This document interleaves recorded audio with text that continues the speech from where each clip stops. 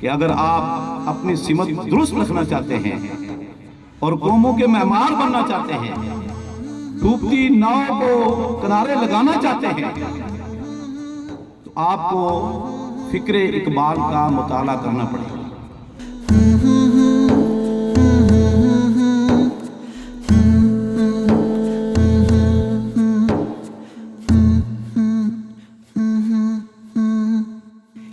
अस्सलाम वालेकुम, मैं हूं रऊफ़ राजपूत और आप देख रहे हैं पाकिस्तान क्लब। आज मैं आया हूं यूनियन क्लब कराची, जहां पर sky society for Karachi youth की तरफ से एक इवेंट मुनक्किद किया गया है जिसका टाइटल है महफिल मुशायरा। तो आए चलते हैं, हम इस महफिल के साथ जुड़ते हैं।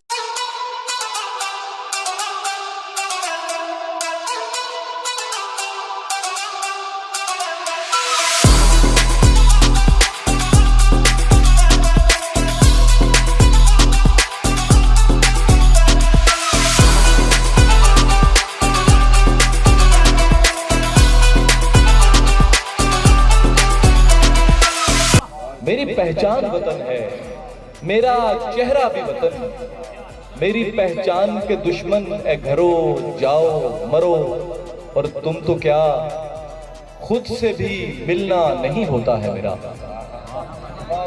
तुम तो क्या खुद से भी मिलना नहीं होता है मेरा, फिर भी करनी है मोहब्बत तो करो जाओ मरो।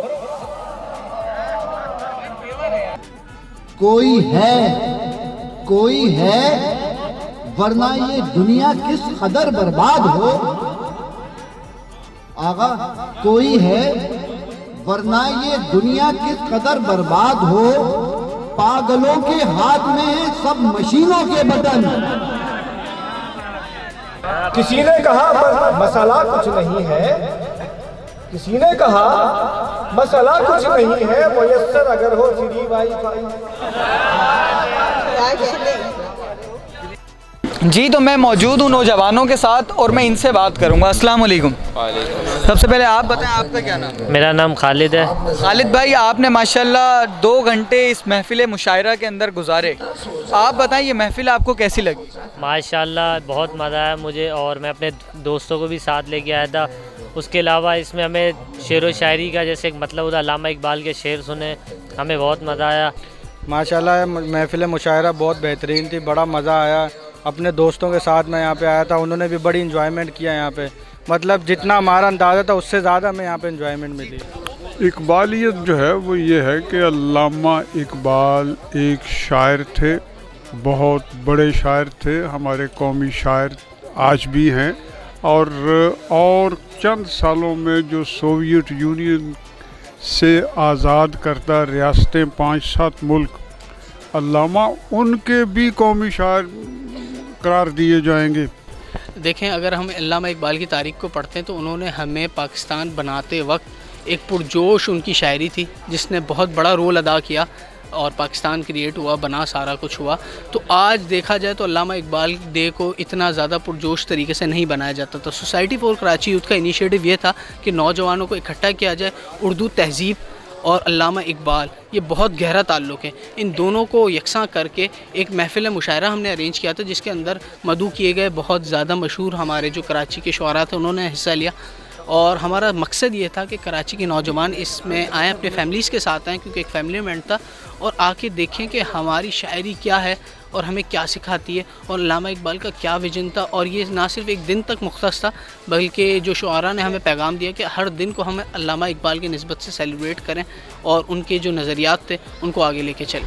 देखें, इकबालियत हमारे नज़दीक एक इंस्पिरेशन है, ठीक है। इकबालियत हमारे नज़दीक एक फ़लसफ़ा है, फ़लसफ़े का यूनिट है, एक स्कूल ऑफ फ़िलासफ़ी है, ठीक है। इकबाल को जो है नौजवानों के लिए एक मशअले राह समझा जाना चाहिए।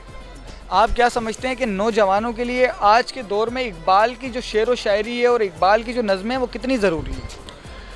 आज के नौजवान को अगर इंस्पिरेशन चाहिए, आज के नौजवान को अगर आगे बढ़ना है, अगर वो इस माशरे में एक मकाम हासिल करना चाहता है, तो उसके लिए इकबाल जो है ना, जिस तरह से हम कहते हैं जिस्म में रीढ़ की हड्डी का काम होता है, तो उसके करैक्टर में और उसकी शख्सियत में इकबाल रीढ़ की हड्डी का काम करेंगे। बहुत बहुत शुक्रिया जी। तो मेरे साथ मौजूद हैं सोसाइटी फॉर कराची यूथ के फाउंडर मोहम्मद उमर साहब। अस्सलाम वालेकुम। वालेकुम अस्सलाम। सर बहुत बहुत शुक्रिया, आपने हमें वक्त दिया।